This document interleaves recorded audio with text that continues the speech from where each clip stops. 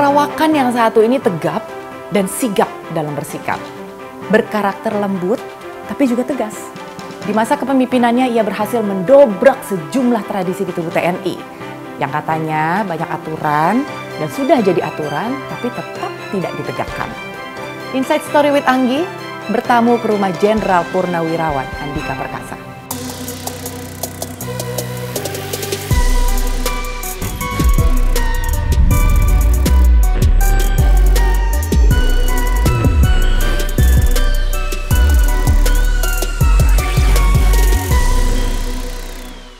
Kali ini tamu saya tuh spesial banget dan saya sangat deg-degan karena seorang Anggi Pasaribu yang hanyalah manusia biasa diizinkan dan dipersilahkan datang ke rumah Andika Perkasa.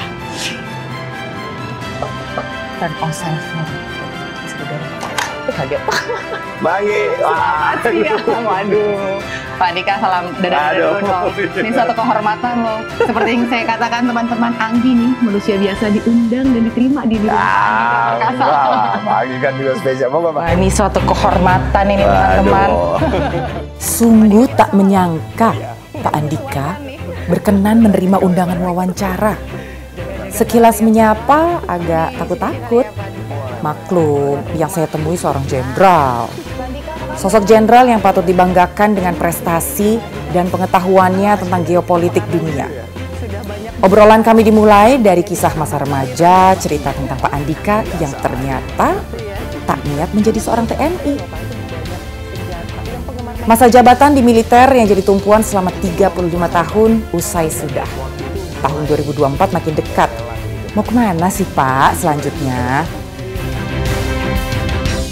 Pak Andika, jadi kan sebetulnya banyak nih yang bertanya-tanya, termasuk Anggi juga pengen tahu. Perjalanan Pak Andika di militer tuh kan panjang ya gitu kan. Terakhir bintang 4 lagi gitu kan. Kenapa sih Pak mau jadi TNI waktu itu? Sebetulnya itu bukan cita-cita utama Mbak, cadangan tuh, plan B. Oh. Bener. Jadi awalnya kan saya tuh pengennya jadi arsitek.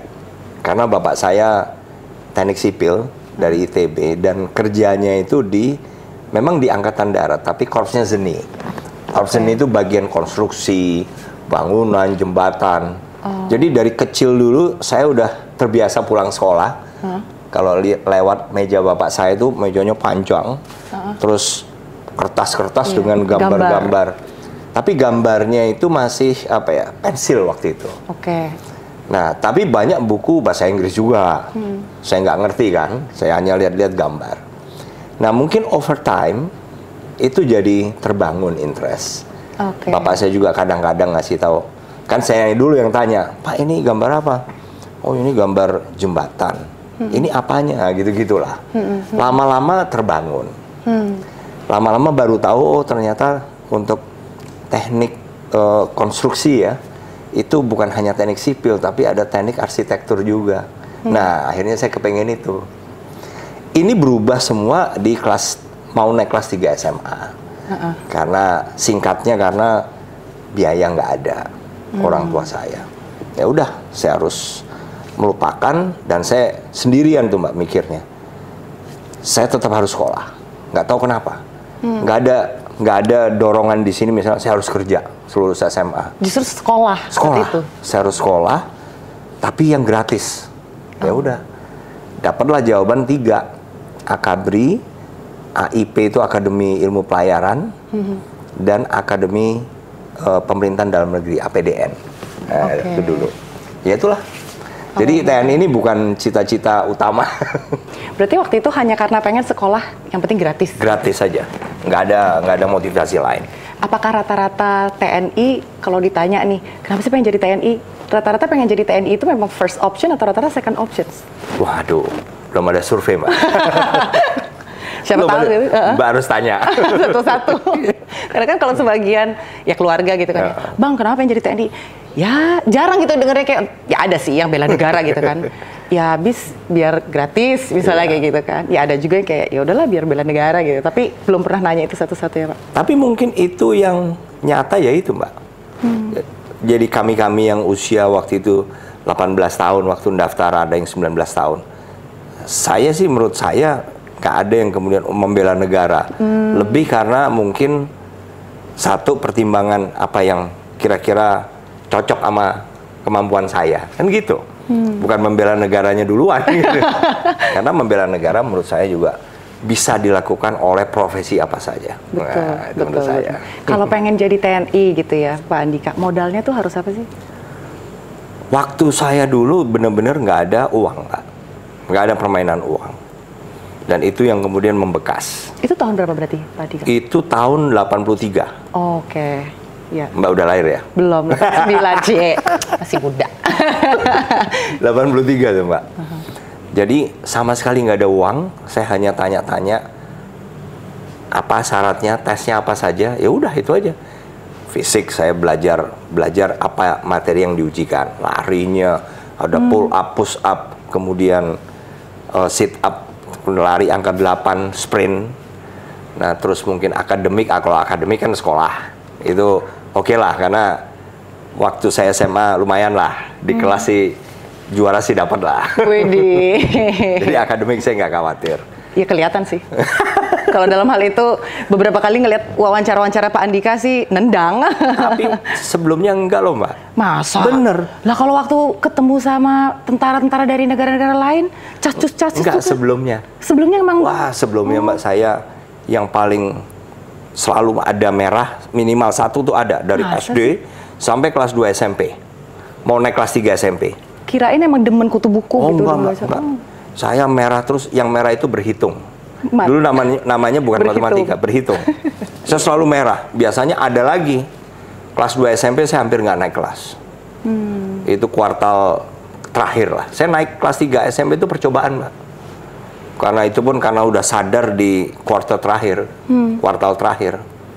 Ya itu cerita sehingga saya merasakan bahwa ternyata kalau kita mau bisa. Iya, nah itu aja. Benar. Iya benar. Kalau mau bisa itu kan kalau dari keuangan, terus keinginan gitu. Betul. Kalau mental Pak Andika, karena aku tuh nggak tahu ya. Aku dulu pernah ikut pelatihan marinir. Jadi pernah. Jadi waktu itu sempat masuk ke salah satu stasiun TV swasta.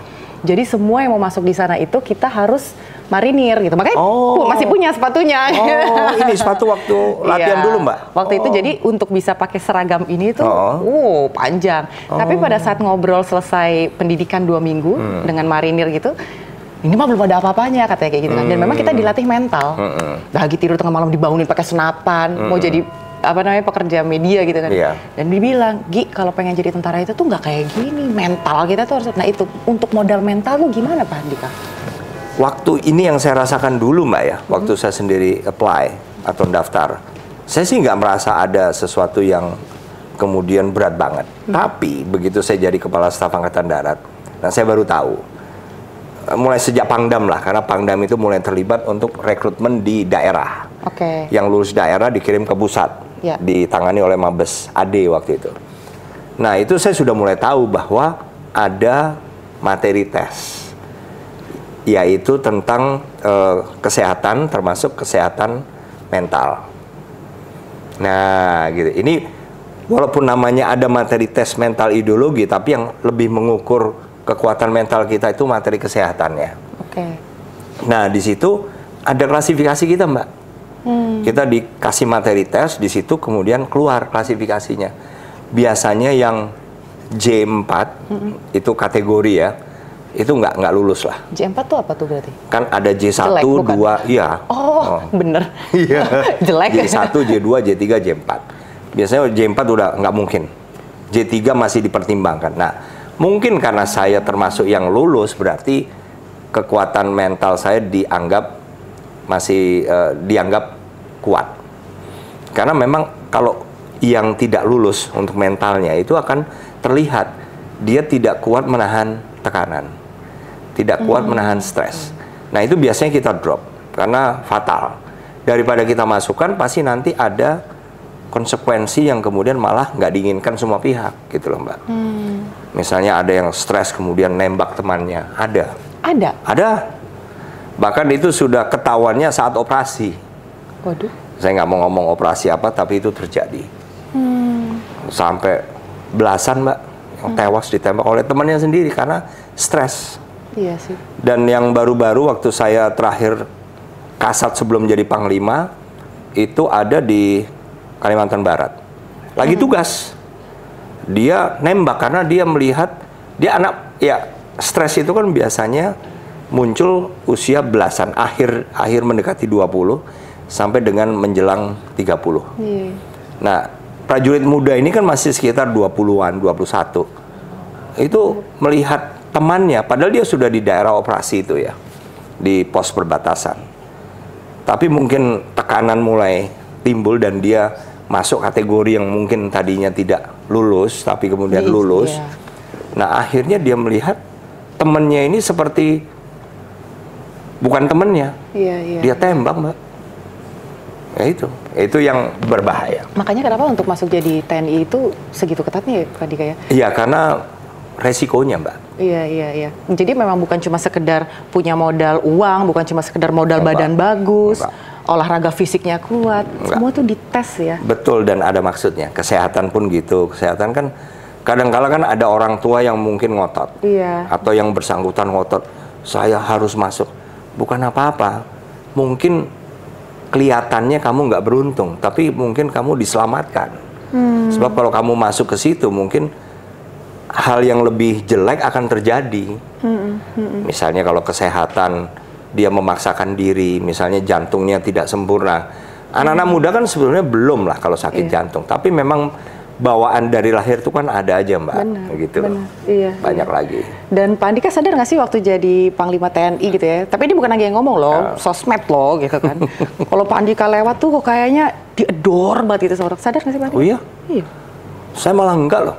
Makanya saya pengen nanya, Pak Andika tuh memang galak nggak sih waktu jadi Panglima? Saya cuma sekali doang lihat waktu itu ada anak buahnya yang lagi Zoom, ditegur gitu kan. Tapi habis itu posisinya juga bagus naik. I mean, are you a fair enough leader gitu atau gimana? Galak nggak sih atau memang sebetulnya lebih ke bapak yang mengayomi gitu? Soalnya kan kalau di film-film kan kayaknya kalau komandan gitu salah disiplin gitu kan.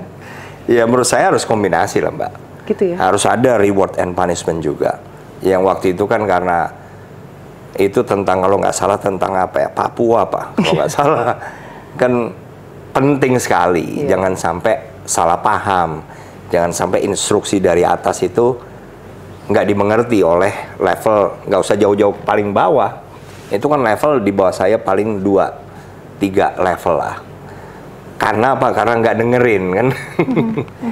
Jadi jangan kaget kalau kemudian paling bawah prajurit terbawah nanti salah melakukan tugasnya gara-gara instruksinya nggak sampai sih. Karena yang saya berikan instruksi saja nggak dengerin, kan gitu. Dan waktu itu kan terus terang baru, Mbak. Virtual itu baru. Ya kita sudah pernah, tapi sangat jarang. Biasanya kita selalu fisik, ketemu secara fisik memberikan perintah. Waktu itu kan kalau nggak salah masih zaman COVID itu. Iya. Jadi kita mau nggak mau harus pakai VTC. Dengan VTC banyak orang yang tidak terbiasa sehingga menganggap gue nggak kelihatan nih.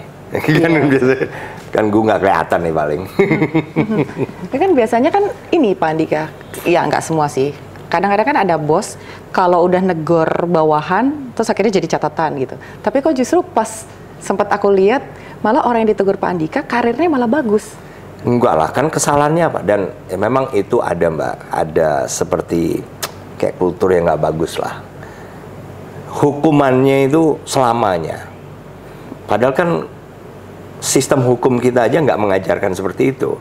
Sistem hukum kita mengajarkan kesalahan itu kalau memang memenuhi pasal-pasal dalam misalnya KUHP, itu kan dihukum sekali.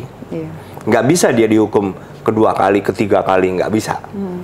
Sehingga dalam cara saya memimpin pun harus. Sekarang kesalahannya apa? Kesalahannya nggak dengerin. Saya tegur, itu sudah hukuman. Udah cukup, selesai. Iya. Nggak kemudian Karirnya jadi ini nggak dengerin. Masih terus itu berlangsung, nggak boleh. Iya, karena saya pas riset loh. Jadi posisinya jadi kayak pokoknya terakhir aku lihat bagus nih posisinya gitu, berarti you're fair enough. Pak Andika tuh menjabat 1 tahun ya berarti sebagai Panglima TNI. Betul. Sebenarnya nih Pak, cukup nggak sih Pak 1 tahun? Ya menurut saya itu kan sudah terduga, Mbak, waktu saya mendapatkan surat presiden, kopinya, bahwa saya diajukan sebagai calon panglima. Kan kita sudah tahu. Waktu saya tinggal setahun. Berarti harus kejar dong. Harus. Semuanya. Harus. Nah, itu menurut saya nggak ada yang perlu disesalkan apakah kurang atau cukup. Karena kita sudah tahu, sebelum dilantik pun sudah tahu. Tinggal waktu itu bagaimana saya mengatur prioritas sehingga 1 tahun itu saya benar-benar ada yang saya selesaikan. Ada yang bisa saya tunjukkan. Ada yang saya bisa perbaiki. Dalam waktu 1 tahun itu Pak Andika, ini kan sekarang kan udah selesai gitu kan ya Pak Andika. Kira-kira apa sih yang masih perlu untuk dilanjutkan lagi? Oh, banyak, Mbak. Apalagi kalau kita bicara IKN, terus kalau bicara lagi alutsista gitu ya tuh. Banyak, Mbak. Jadi nggak mungkin, Mbak kan nggak pernah di birokrasi. Iya. Birokrasi itu, atau Mbak di organisasi Mbak kerja pun sekarang, pasti juga selalu ada perubahan. Betul. Mbak Anggi pun, dalam bidang Mbak Anggi pun saya yakin juga banyak yang harus diperbaiki tiap harinya. Tiap hari loh, nggak usah tahun. Jadi menurut saya itu nggak akan pernah berhenti, Mbak. Apa yang masih diperbaiki, banyak sekali. Dan harus terus. Sebab kalau organisasi itu tidak memperbaiki, ya nggak ada kemajuan. Kan gitu, Mbak. Makanya ada omongan sering-sering, business as usual. Nah, janganlah. Atau ya landai-landai aja lah, rutin-rutin aja jangan. Gitu, Mbak. Kalau pandangan Pak Andika sendiri dari TNI kita nih Pak, apa yang masih perlu dibenahi lagi? Ya banyak, Mbak. Waktu saya menjabat kan prioritas saya adalah nomor 1 penegakan hukum. Kita harus berpegang pada peraturan perundangan. Terus yang ya banyak lagi lah, personel lah, kemudian cara kita membeli barang atau pengadaan, banyak sekali, Mbak. Ya mudah-mudahan itu nanti masih bisa berjalan dengan maksimal nih, dengan pergantian panglima. Harus. Saya nggak punya target, dan saya more than happy untuk melakukan apa saja sesuai tugas yang dikasih ke saya. Jadi saya siap ditugaskan apa saja, dan saya ingin menjadi bagian dari sistem politik nasional yang punya nilai tambah deh.